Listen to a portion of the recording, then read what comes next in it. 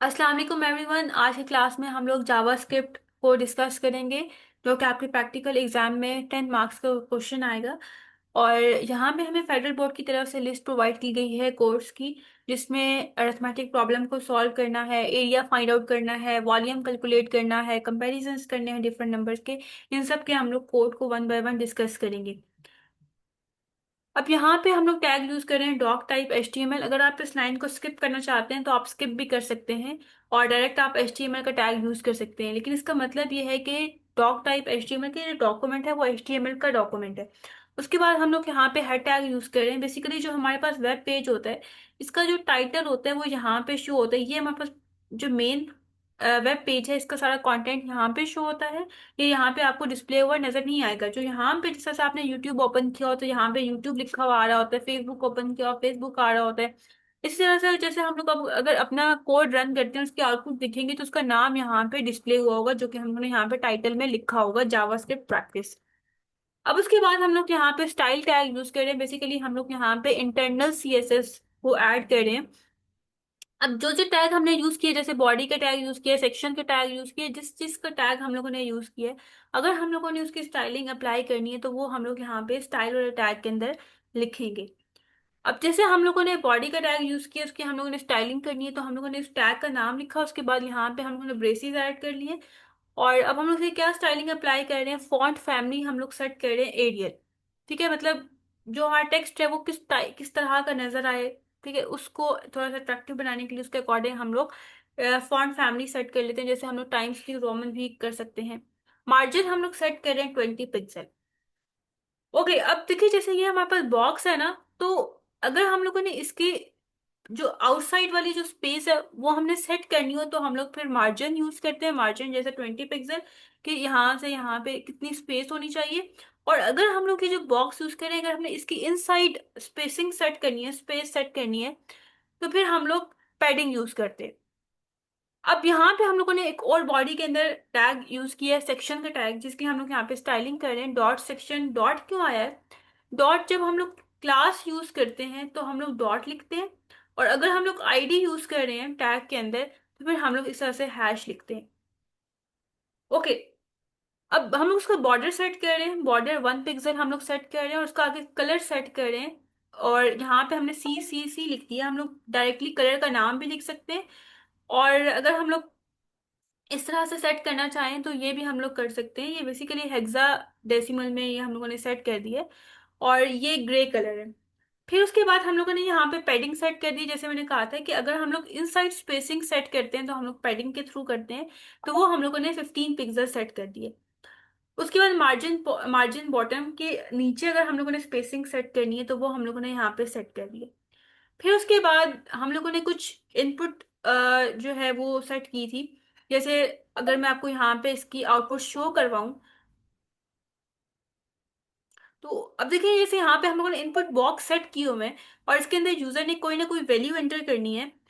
तो उसके लिए फिर हम लोग यहाँ पे कोई ना कोई इनपुट एंटर कर रहे हैं, तो इसके हम लोगों ने स्टाइलिंग के लिए टैग यूज किया था इनपुट का, जिसके लिए अब हम लोग यहाँ पे स्टाइलिंग कर रहे हैं। और हमने इसकी मार्जिन सेट कर दिया। अब जैसे ये आपको नजर आ रहा था टेक्स्ट बॉक्स, तो इसकी जो आउटसाइड स्पेस हम लोगों ने सेट करनी थी वो 5 पिक्सल, और जो अंदर वाली स्पेस है वो सेट करनी थी, वो भी हम लोगों ने 5 पिक्सल सेट कर दिया। इसके बाद हम लोगों ने एक बटन बनाया था, जिसकी हम लोग स्टाइलिंग कर रहे हैं। और उसकी मतलब ये हमारे पास एक बटन है, तो इसके अंदर वाली हम लोग स्पेस सेट कर रहे हैं कि जो हम लोग टेक्स्ट लिख रहे हैं, इसके और ये जो बॉर्डर है इसके बीच में कितनी स्पेसिंग होनी चाहिए, वो हम लोग सेट कर दिया 5 पिक्सल और 10 पिक्सल। 5 पिक्सल बेसिकली विड्थ को शो कर रहा है, और 10 पिक्सल बेसिकली हाइट को शो कर रहा है। अब हम लोगों ने इतनी स्टाइलिंग करी, तो यहाँ पे हम लोगों ने स्टाइल का टैग क्लोज कर दिया, हेड का टैग क्लोज कर दिया, हम बॉडी का टैग यूज कर। अब जो मेन हमारे पास पेज है उसके ऊपर जो कुछ हम लोगों ने ऐड करना है वो हम लोग बॉडी के टैग के अंदर लिखते होते हैं। जैसे स्टार्टिंग में हम लोग चाहते हैं कि एक हमारे पास हेडिंग शो हो जाए, और ये मेन हेडिंग है जिसकी वजह से हम लोगों ने H1 का टैग यूज किया है, जावास्क्रिप्ट प्रैक्टिस एग्जाम्पल। अब बेसिकली हम लोग क्या कर रहे हैं, हम लोग जो है वो अरिथमेटिक का फंक्शन क्रिएट करना चाह रहे हैं, कि यहाँ पे हमारे पास दो टेक्स्ट बॉक्सेस होंगे, और जो यूजर है वो इन टेक्स्ट बॉक्सेस के अंदर वैल्यूज एंटर करेगा। और जैसे ही वैल्यू एंटर करे तो ऑटोमेटिकली जो अरिथमेटिक का फंक्शन है वो एग्जीक्यूट हो जाए, और वैल्यूज को ऐड भी कर दे, सब्ट्रैक्ट भी कर दे, मल्टीप्लाई भी कर दे, डिवाइड भी कर दे। बेसिकली अरिथमेटिक में होता क्या है, अरिथमेटिक में जो नंबर्स हैं वो प्लस होते हैं, मल्टीप्लाई होते हैं, डिवाइड होते हैं और सब्ट्रैक्ट होते हैं। अब बेसिकली हम लोग क्या कर रहे हैं, हम लोग जो है वो सेक्शन बना रहे हैं। ठीक है, अरिथमेटिक का सेक्शन हम लोग बनाएंगे और हम लोग अरिथमेटिक के अंदर क्या करेंगे कि जैसे यूजर दो वैल्यूज एंटर करेगा उसको ऐड कर देगा, सब्ट्रैक्ट कर देगा, मल्टीप्लाई कर देगा। फिर हम लोग एक और सेक्शन बनाएंगे और जिसके अंदर जो है वो यूजर वैल्यू एंटर करेगा और उसका जो है वो एरिया कैलकुलेट हो जाएगा। ठीक है, ये हम लोग एक अलग से सेक्शन बनाएंगे। इसी तरह से हम लोग डिफरेंट सेक्शंस बनाएंगे और हमारे पास जो है वो वैल्यूज कैलकुलेट होती जाएंगी। जैसे अगर मैं इसकी आउटपुट आपको शो करवाऊं तो इसकी आउटपुट इस तरह से होगी कि एक सेक्शन हमारे पास अरिथमेटिक ऑपरेटर का होगा जिसमें जो है वो वैल्यूज ऐड, मल्टीप्लाई, डिवाइड वगैरह होंगी। फिर एक और सेक्शन हम बनाएंगे जिसमें area of rectangle find out हो जाएगा। एक और हम लोग सेक्शन बनाएंगे जिसके अंदर वॉल्यूम ऑफ क्यूब कैलकुलेट होगा। एक और सेक्शन बनाएंगे जिसके अंदर दो वैल्यूज कंपेयर होंगी। फैक्टोरियल फाइंड आउट हो जाएगा, टेबल्स कैलकुलेट हो जाएंगे। इस तरह से करके हम लोग जो है वो डिफरेंट सेक्शंस डिफरेंट पर्पस के लिए हम लोग क्रिएट करेंगे। सो फर्स्टली हम लोग देखते हैं अरिथमेटिक के लिए और उसके लिए हम लोग सेक्शन क्रिएट कर लेते हैं। अब देखिए यहाँ पे हम लोग क्या कर रहे हैं, एक इनपुट का टैग यूज कर रहे हैं। बेसिकली ये हम लोग टेक्स्ट बॉक्स क्रिएट कर रहे हैं, यूजर ने यहाँ पे वैल्यू एंटर करनी है, इनपुट एंटर करना है, जिसकी वजह से हमने यहाँ पे इनपुट का टैग यूज किया। आईडी हम लोगों ने num1 ले ली है और टाइप नंबर, टाइप हम लोग तब लिखते हैं, टाइप हम लोग क्यों लिख रहे होते हैं या टाइप हम लोग क्यों सेट कर रहे होते हैं कि इस टेक्स्ट बॉक्स के अंदर किस टाइप का कंटेंट ऐड होना चाहिए, किस टाइप की इनपुट यूजर एंटर करे, वो हम लोग सेट कर देते हैं। अगर कोई टेक्स्ट एंटर करना है तो हम लोग यहाँ पे टेक्स्ट लिख देते हैं, ईमेल एंटर करना है तो हम लोग ईमेल लिख देते हैं, फोन नंबर एंटर करना है तो हम यहाँ पे फोन टाइप में लिख देंगे। फिर placeholder equal to first number. Placeholder हम लोग क्यों यूज करते हैं कि जब तक यूजर ने कोई वैल्यू एंटर नहीं की तब तक कोई ना कोई टेक्स्ट इसके अंदर, कोई ना कोई कंटेंट इसके अंदर ऐड होना चाहिए। लेकिन जैसे यूजर अपना कोई भी वैल्यू एंटर करना स्टार्ट करे तो ऑटोमेटिकली जो फर्स्ट यहाँ पे नंबर हम लोग प्लेस होल्डर की जगह लिखा होगा वो ऑटोमेटिकली रिमूव हो जाएगा। जैसे अगर मैं इसकी आउटपुट आपको दिखाऊं तब, क्योंकि यहाँ पे यूजर ने अपना नंबर एंटर कर दिया -6 और 1, इसलिए यहाँ पे आपको कोई और टेक्स्ट नजर नहीं आ रहा। लेकिन जब तक यूजर कोई वैल्यू एंटर नहीं करेगा तब तक यहाँ पे लिखा होगा फर्स्ट नंबर और इस टेक्स्ट बॉक्स के अंदर लिखा होगा सेकंड नंबर। वापस हम लोग आ जाते हैं, इसी तरह से हम लोग एक और टेक्स्ट बॉक्स हम लोगों ने एंटर कर दिया जिसका प्लेस होल्डर हम लोगों ने सेकंड नंबर सेट कर दिया। अब उसके बाद हम लोग एक बटन बना रहे हैं तो बटन के लिए हम लोग क्या करते हैं, एक बटन का टैग यूज करते हैं जिसके अंदर हम लोग क्या लिख रहे हैं, एक इवेंट सेट करें ऑन क्लिक, कि जैसे ही यूजर इस बटन के ऊपर क्लिक करे तो ऑटोमेटिकली जो फंक्शन है अरिथमेटिक का ये एग्जीक्यूट हो जाए। ठीक है, तो ये हमें कैसे पता चलेगा ये फंक्शन है, फंक्शन हमें इस तरह से पता चलता है कि फंक्शन का नाम लिखा होता है और उसके बाद इस तरह से करके स्मॉल ब्रैकेट्स यूज हुई होती हैं जो कि इंडिकेट कर रहा होता है कि फंक्शन है। लेकिन फंक्शन बनाया कहाँ पे, यहाँ पे अभी हमने कोई फंक्शन नहीं बनाया। मैं आपको बताती हूँ कि हमने कहाँ पे फंक्शन बनाया है और वो किस तरह से एग्जीक्यूट हो रहा है। उसके बाद ये हम लोगों ने बटन का नाम सेट कर दिया कैलकुलेट, और यहाँ पे हम लोगों ने बटन का टैग क्लोज कर दिया। अब उसके बाद हम लोग यहाँ पे एक पी टैग यूज कर रहे हैं जिसके अंदर आईडी इक्वल टू रिजल्ट 1 है, कि जो भी रिजल्ट होगा वो इस पी टैग के अंदर स्टोर हो जाएगा। अब रिजल्ट 1 आएगा कैसे, कहाँ से आएगा, वो भी मैं आपको बताती हूँ। यहाँ पे ये एंड हो गया। अब इसका हम लोग फंक्शन देखते हैं। इसका फंक्शन हम लोगों ने आगे बनाया है। ओके, ये हम लोगों ने इसका फंक्शन बनाया हुआ है। ठीक है, ये हमने फंक्शन बनाया। फंक्शन बनाने का तरीका ये होता है कि हम लोग फंक्शन कीवर्ड यूज करते हैं, उसके बाद हम लोग फंक्शन का नाम लिखते हैं और यहाँ पे हम लोग इस तरह से करके पैरेंथेसिस यूज कर लेते हैं जिसे स्मॉल ब्रैकेट्स कहते हैं। फिर उसके बाद हम लोग यहाँ पे ब्रेस ऐड करते हैं जिसे हम लोग कर्ली ब्रैकेट बोलते हैं। अब यहाँ पे हम लोग एक वेरिएबल बनाया लेट कीवर्ड को यूज करते हुए, और इस वेरिएबल के अंदर कौन सी वैल्यू स्टोर हो रही है, इसके अंदर ये वाली वैल्यू स्टोर हो रही है। अब ये कौन सी वैल्यू है, बेसिकली ये वो वैल्यू है जो यूजर ने इस टेक्स्ट बॉक्स के अंदर एंट्री की होगी, वो वैल्यू इस वेरिएबल के अंदर स्टोर हो जाएगी। ये सेंटेक्स है, ये आपने बार बार लिख के प्रैक्टिस करनी है कि इसको हमने किस तरह से लिखना है। अभी नंबर है, यूजर कोई ना कोई नंबर एंटर करेगा और वो नंबर कहाँ से आएगा, document dot gate element by ID num1। ये जो आईडी num1 हमने यूज की है इसके अंदर वैल्यू आएगी जो यूजर एंटर करेगा और वो इस वेरिएबल के अंदर स्टोर हो जाएगी। देखिए num1 हमने ऊपर भी लिखा था num1, यहाँ पे आप देख सकते हैं आईडी इक्वल टू num1। ये एक इनपुट बॉक्स है ना, इसके अंदर यूजर वैल्यू एंटर करेगा। और आईडी हम लोग तब देते हैं जब हम लोगों ने इसको बाद में कहीं यूज करना हो, जैसे आपने इसको बाद में यूज करना था इस वैल्यू को, तो इसलिए हमने यहाँ पे आईडी दी और इस आईडी के अंदर वो नंबर स्टोर हो गया और वो नंबर यहाँ पे अब ए के अंदर स्टोर हो जाएगा। सिमिलरली यहाँ पे num2 हमने लिख दी है कि जो हमने सेकंड टेक्स्ट बॉक्स यूज किया था उसको हम लोगों ने आईडी दे दी थी num2, जो कि इस टेक्स्ट बॉक्स के अंदर स्टोर हो जाएगा और वो फिर बी जो वेरिएबल है उसके अंदर वैल्यू स्टोर हो जाएगी। अब हमारे पास दोनों वैल्यूज आ गई हैं। यूजर ने फर्स्ट वैल्यू एंटर की जो कि ए के अंदर स्टोर होगी, और सेकंड वैल्यू एंटर की जो कि बी के अंदर स्टोर होगी। अब इन दो वैल्यूज को हम लोग ऐड करेंगे, तो साथ साथ हम इसकी आउटपुट भी देखते रहेंगे। देखिए एडिशन इक्वल टू, ये जो इन्वर्टेड कॉमास के अंदर हम लोग लिखते हैं ना, पहले हम लोगों ने क्या किया, टेक्स्ट एक वेरिएबल है जिसको हम लोगों ने क्रिएट कर लिया, बना लिया लेट कीवर्ड को यूज करते हुए। अब इस वेरिएबल के अंदर हम कौन सी वैल्यू स्टोर करें, इसके अंदर हम लोग ये वैल्यू स्टोर करें। अभी कौन सी वैल्यू है, बेसिकली जो इन्वर्टेड कॉमास के अंदर हम लोगों ने लिखा हुआ एज इट इज यहाँ पे डिस्प्ले होता है, वो आपको नजर आ रहा होगा। पहले ये दो टेक्स्ट बॉक्सेस है, उसके बाद हमने एक बटन क्रिएट किया। जैसे हम इस बटन पे क्लिक करेंगे तो ये जो फंक्शन हम बना रहे हैं ये एग्जीक्यूट हो जाएगा। उस फंक्शन के अंदर हम लोग क्या कर रहे हैं, एडिशन का फंक्शन परफॉर्म कर रहे हैं। अब ये जो इन्वर्टेड कॉमास है इसके अंदर एज इट इज की एडिशन इक्वल टू लिखा हुआ आ जाएगा, प्लस उसके बाद क्या हो, इस ये वाला जो फंक्शन है वो एग्जीक्यूट हो जाए। ए प्लस बी, ए के अंदर कौन सी वैल्यू जो यूजर ने एंटर की है फर्स्ट टाइम पे, और ये कौन सी वैल्यू है बी के अंदर, वो वाली वैल्यू होगी जो यूजर ने सेकंड टाइम पे एंटर की है। इन दोनों वैल्यूज को ऐड कर दो और इसका आंसर लिख दो। ठीक है, जैसे यूजर ने फॉर एग्जाम्पल -6 और 1 लिखा है, -6 और हम लोग क्या कह सकते हैं कि -6 और 1 लिखा है, तो ये कितना बनता है, ये -5 बनता है। तो इसके अंदर क्या वैल्यू आ जाएगी, -5, जो यहाँ पे आपको नजर आ रही होगी। उसके बाद प्लस और आगे ब्रेक का साइन, सॉरी ब्रेक का टैग यूज किया। ब्रेक का टैग हम लोग तब यूज करते हैं कि इसके बाद कोई कंटेंट इसके आगे शो ना हो, बल्कि नेक्स्ट लाइन पे मूव कर जाए।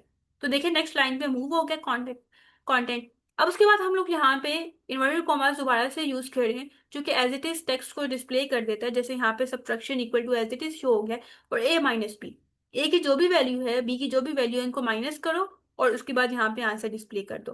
फिर मल्टीप्लीकेशन में इसी तरह से एक को मल्टीप्लाई किया बी के साथ और आंसर आ गया। सिमिलरली यहाँ पे डिवीजन के लिए भी हमने यही काम किया।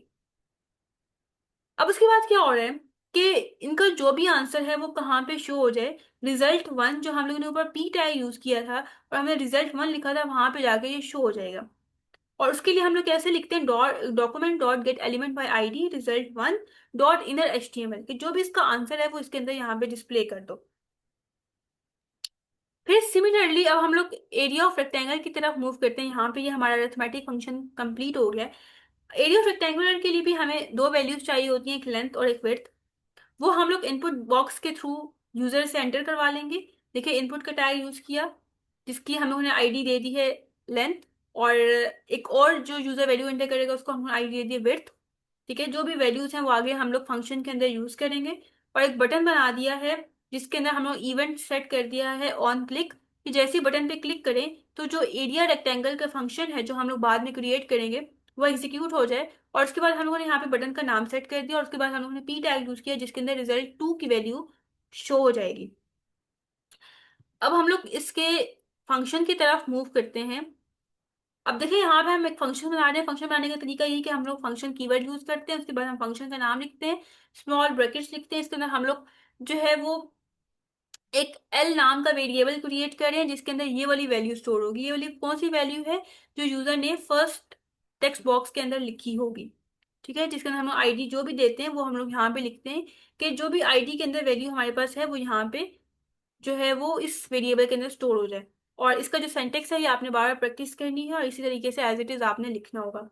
सिमिलरली एक और वेरिएबल हमने बनाया जिसके अंदर कौन सी वैल्यू आएगी, ये वाली वैल्यू आएगी, और यूजर जो है दो वैल्यूज एंटर करेगा। उसके बाद अब हम लोग यहाँ पे इसका फंक्शन बेसिकली क्रिएट करें। एक एरिया एरिया नाम का हमने एक वेरिएबल बना दिया जिसके अंदर ये वाली वैल्यू स्टोर होगी। अब ये कौन सी वैल्यू है, लेंथ मल्टीप्लाई विड्थ, कि जो भी यूजर ने लेंथ की वैल्यू एंटर की है और जो भी विड्थ की वैल्यू एंटर की है उन दोनों को मल्टीप्लाई करो, और जो भी इसका आंसर बनता है वो इसके अंदर लिख दो। ठीक है, इसके अंदर स्टोर करवा दो। यही फंक्शन है, इसी तरह से एरिया हम लोग कैलकुलेट करते हैं ना।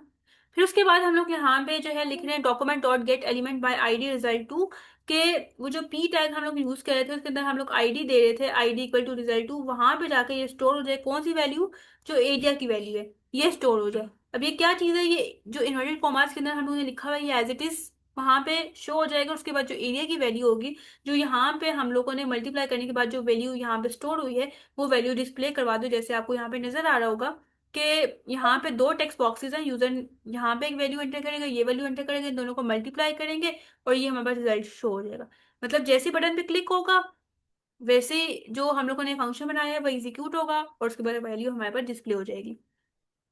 क्यों के केस में हम लोग को ये काम करना है कि हम लोग यहाँ पे सिर्फ एक ही इनपुट बॉक्स क्रिएट करेंगे, एक बटन बना देंगे, और बटन का नाम होगा फाइंड वॉल्यूम। जैसे क्लिक करेंगे ये हमारे पास आंसर आ जाएगा। अब इसके फंक्शन में जस्ट हम लोगों ने क्या करना है, volume equal to side multiply side multiply side. Volume कैसे कैलकुलेट करते हैं, मतलब उसको 3 दफा मल्टीप्लाई करना होता है, बस हम लोगों ने ये लॉजिक लिखनी है, बाकी एज इट इज वही सब चीजें वही है। और यहाँ पे हमारे पास उसका आंसर डिस्प्ले हो जाएगा। जैसे फॉर एग्जाम्पल 9 हम लोगों ने एंटर, सॉरी हम लोगों ने 3 एंटर किया है, तो 3 × 3 × 3 इसका वॉल्यूम कैलकुलेट होकर 27 आंसर आ जाएगा। फिर उसके बाद हम लोगों ने कंपैरिजन करना है। कंपैरिजन के लिए भी हम लोग यहाँ पे क्या करें, दो बॉक्सेस के लिए इनपुट हम लोग टैग यूज करेंगे। यहाँ पे यूजर वैल्यू एंटर करेगा, यहाँ पे यूजर वैल्यू एंटर करेगा। उसके बाद हम लोग यहाँ पे जैसे ही कंपेयर पे क्लिक करेंगे तो पता चल जाएगा कि कौन सा नंबर ग्रेटर है। ठीक है, for example first number greater है तो शो हो जाएगा फर्स्ट नंबर इज ग्रेटर।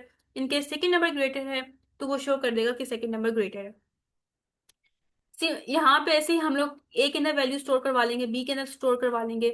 फिर हम लोग एक रिजल्ट नाम का वेरिएबल बनाएंगे, और यहाँ पे हम लोग लॉजिक यूज कर रहे हैं। बेसिकली हम लोग यहाँ पे एक कंडीशन यूज कर रहे हैं कि if A is greater than B, कि अगर ए बी से बड़ा है, मतलब first number is greater than second number, तो क्या हो, रिजल्ट में शो करवा दो result equal to first number is greater, कि हमारे पास प्रिंट करवा दो यहाँ पे कि फर्स्ट नंबर इज ग्रेटर है। एल्स इफ यहाँ पे हम लोग एक और जो है वो कंडीशन यूज करें कि अगर बी इज ग्रेटर देन ए है, ठीक है, बी मतलब सेकंड नंबर अगर ग्रेटर है फर्स्ट नंबर से, तो हमारे पास यहाँ पे डिस्प्ले करवा दो सेकंड नंबर इज ग्रेटर। और अगर ये दोनों कंडीशंस फॉल्स हैं, एल्स, अब अगर थर्ड केस आ जाता है कि अगर ए भी बी से बड़ा नहीं है, बी भी ए से बड़ा नहीं है, फिर क्या होगा, फिर यहाँ पे शो करवा दो कि बोथ नंबर आर इक्वल। ठीक है, तो अब इसमें से जो भी कंडीशन ठीक होगी वही एग्जीक्यूट हो जाएगी, बाकी सब स्किप हो जाएंगी। लाइक इस तरह से अगर ए ग्रेटर है बी से, तो ये वाली स्टेटमेंट एग्जीक्यूट हो जाएगी, यहाँ पे डिस्प्ले हो जाएगी, इसको भी इग्नोर किया जाएगा और इसको भी स्किप किया जाएगा। अब हम लोग नेक्स्ट आ जाते हैं फैक्टोरियल के ऊपर। फैक्टोरियल किस तरह से फाइंड आउट होता है कि यूजर जो भी वैल्यू एंटर करे यहाँ पे उसका फैक्टोरियल फाइंड आउट हो जाए। जैसे फॉर एग्जाम्पल यूजर ने 5 एंटर किया है, तो अब यहाँ पे 5 का फैक्टोरियल जो है वो शो हो जाए। 4 एंटर किया है तो 4 का फैक्टोरियल शो हो जाए। 3 एंटर किया है तो 3 का फैक्टोरियल शो हो जाए। हम एग्जाम्पल के तौर पे कर लेते हैं कि अगर 3 एंटर किया तो उसको क्या आंसर आएगा। फॉर एग्जाम्पल यहाँ पे 3 एंटर किया है, 3 का फैक्टोरियल का ये साइन होता है। अगर 3 एंटर किया है तो ये कैसे कैलकुलेट होता है, 3 × 2 × 1, 3 × 2 6, 6 × 1 6 आंसर आ गया। फॉर एग्जाम्पल 4 एंटर किया है यूजर ने, तो 4 × 3 × 2 × 1, ठीक है, 4 3 12, 12 2 24, 24 1 24, तो यहाँ पे आंसर आ जाएगा 24। इसी तरह से अगर 5 एंटर किया है यूजर ने, तो 5 का फैक्टोरियल फाइंड आउट होगा 5 × 4 × 3 × 2 × 1। इस तरह से करके सारे फैक्टोरियल्स फाइंड आउट होते हैं। तो अब हम लोग यहाँ पे जो है वो एक टेक्स्ट बॉक्स बनाएंगे, और इस टेक्स्ट बॉक्स के अंदर यूजर वैल्यू एंटर करेगा, और जैसी वैल्यू एंटर करेगा उसके बाद इस बटन पे क्लिक किया जाएगा और उसका फैक्टोरियल फाइंड आउट हो जाएगा। तो इसकी लॉजिक देख लेते हैं। ये तो एज इट इज वैसे ही हम लोग लिख देंगे। अब हम लोग ने एक वेरिएबल बनाया है फैक्टोरियल नाम का, जिसको वैल्यू असाइन कर दिया 1। अब उसके बाद हम लोग यहाँ पे एक लूप यूज करें, क्योंकि देखिए यहाँ पे लूप यूज करें कि जो भी यूजर वैल्यू एंटर करे उसके बाद उससे मिनिमम 5 नंबर आपस में मल्टीप्लाई होते जाए। जैसे फॉर एग्जाम्पल यूजर ने यहाँ पे वैल्यू एंटर कर दिया है 4, उस केस में हम लोग देख लेते हैं, या फॉर एग्जाम्पल 3 एंटर किया है तो उस केस में हम लोग देख लेते हैं। लेट आई इक्वल टू 1, हम लोग एक आई नाम का वेरिएबल बनाया है जिसको वैल्यू असाइन कर दिया 1। बेसिकली ये स्टार्टिंग पॉइंट होता है कि लूप स्टार्ट कहाँ से होगा, और ये जो है ये शो कर रहा होता है कि लूप एंड कहाँ पे होगा। लूप तब एंड होगा जब जो यूजर ने वैल्यू एंटर की होगी वहां तक, जब तक लूप नहीं चलेगा तब तक, जब तक वो नंबर नहीं आएगा तब तक ये लूप चलता रहेगा। इसका मतलब ये कि फॉर एग्जाम्पल यूजर ने 3 एंटर किया है, ये नंबर शो कर रहा है कि यूजर ने कौन सी वैल्यू एंटर की है। फॉर एग्जाम्पल यूजर ने 3 वैल्यू एंटर की है, ये लूप तब तक चलता रहेगा जब तक 3 नहीं आ जाएगा। अभी तक आई की वैल्यू 1 है, जब आई की वैल्यू 3 होगी तब तक लूप चलता रहेगा, उसके बाद लूप फिर स्टॉप कर जाएगा। उसके बाद ये हमारे पास इंक्रीमेंट ऑपरेटर है। जब लूप चलेगा हर दफा जो आई की वैल्यू इसमें 1 ऐड होता जाएगा। लाइक फर्स्ट टाइम आई की वैल्यू 1 है, जब सेकंड टाइम लूप चलेगा तो इस इंक्रीमेंट ऑपरेटर की वजह से आई की वैल्यू 2 हो जाएगी, थर्ड टाइम जो है वो 3 हो जाएगी, इस तरह से करके इसकी इंक्रीज होती जाएगी। अब हम लोग फर्स्ट केस में देख लेते हैं कि जब आई की वैल्यू 1 है और एन की वैल्यू हमारे पास 3 है, तो कंडीशन चेक होगी कि क्या 1 इज लेस देन और इक्वल टू 3 है। हाँ, ट्रू है। तो इस ब्लॉक ऑफ कोड के अंदर आ जाएगा, और फैक्टोरियल की वैल्यू 1 है, इक्वल टू फैक्टोरियल की वैल्यू 1 मल्टीप्लाई आई की क्या वैल्यू है 1। ठीक है, सॉरी ये हमारे पास इसकी वैल्यू भी, ये जो वैल्यू है, जो भी इसकी वैल्यू होगी वो इस फैक्टोरियल नाम के वेरिएबल के अंदर स्टोर हो जाएगी।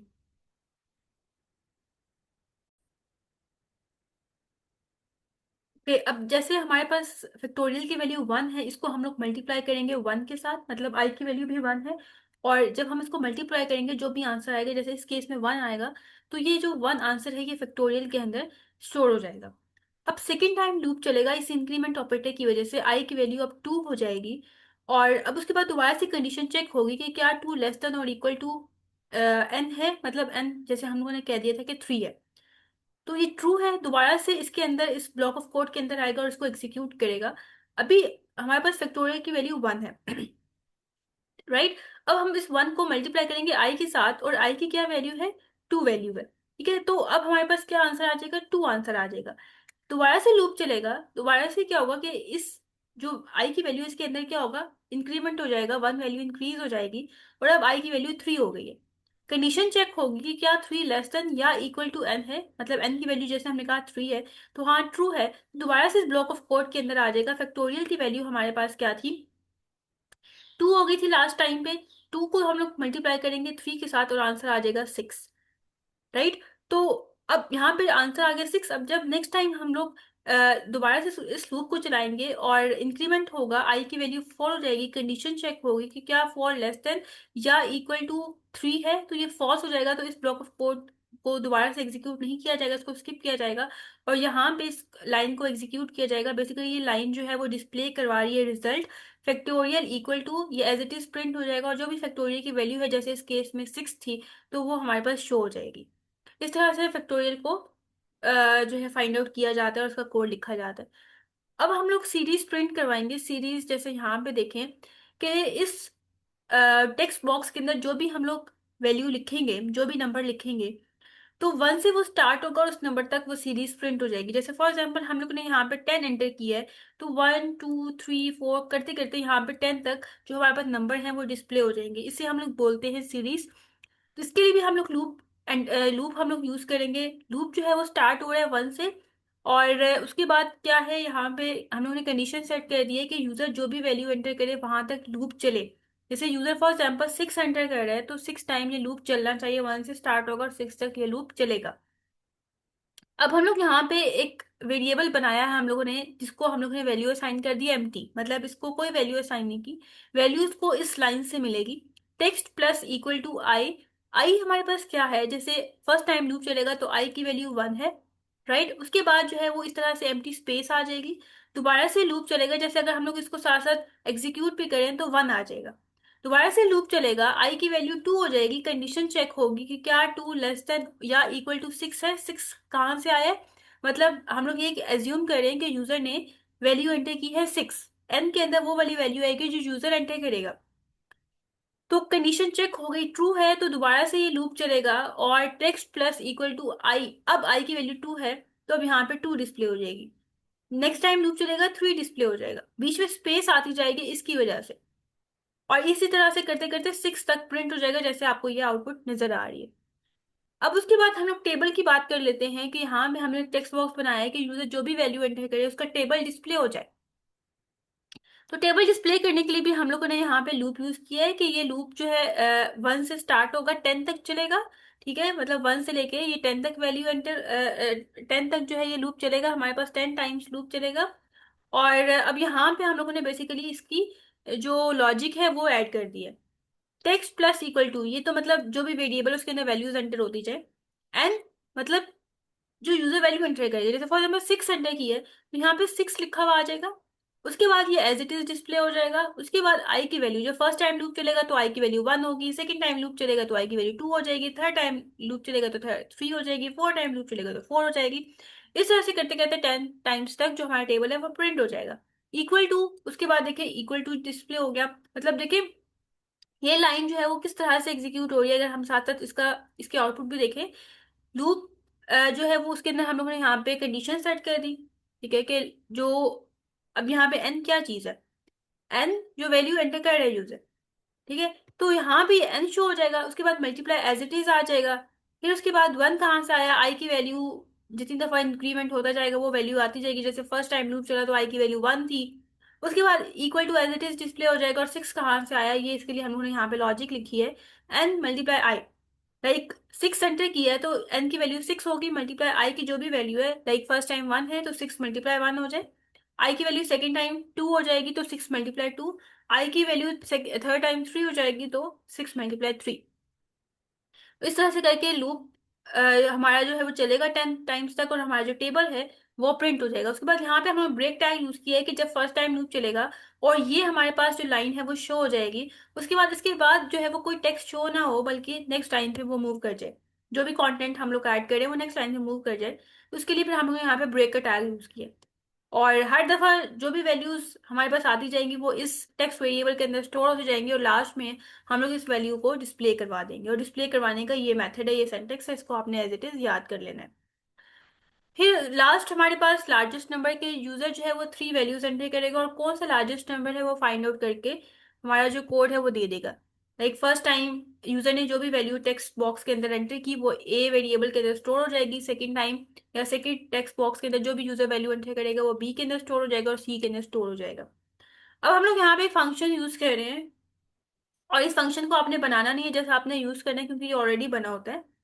मैक्सिमम यहाँ पे जो है हम लोग एक वेरिएबल बना रहे हैं, लेट कीवर्ड को यूज करते हैं, और उसके अंदर ये वाली वैल्यू आ जाएगी। ये कौन सी वैल्यू है, basically math dot maximum A B C एक फंक्शन यूज किया जो कि ऑटोमेटिकली आपको कैलकुलेट करके देगा कि कौन सा नंबर ग्रेटर है। जो भी नंबर ग्रेटर होगा वो इस मैक्सिमम के अंदर आ जाएगा। उसके बाद जो भी वैल्यू होगी लार्जेस्ट इक्वल टू इस तरह से करके एज इट इज लिखा हुआ आ जाएगा, और मैक्सिमम जो भी वैल्यू मैक्सिमम होगी वो आपके पास डिस्प्ले हो जाएगी। आपको इसकी लॉजिक डिटेल में लिखने की जरूरत नहीं है, और उसके बाद इस तरह से करके आपके पास आउटपुट शो हो जाएगी। तो आई होप सो आज का लेक्चर आपको समझ आया होगा। इनकेस फिर भी कोई क्यूरी है तो आप कमेंट सेक्शन में पूछ सकते हैं।